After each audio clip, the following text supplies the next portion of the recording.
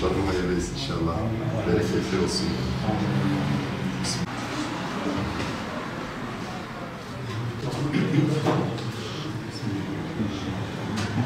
Üçüncü kez tercih edildiğim için kardeşlerimden Allah razı olsun.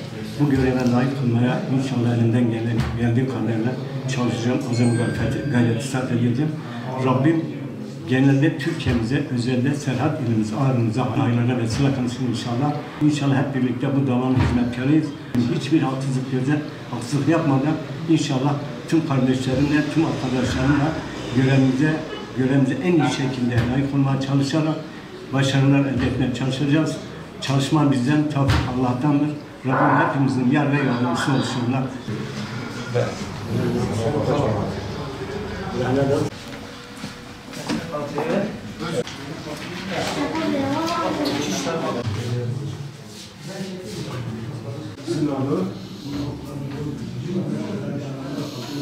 Ne misin?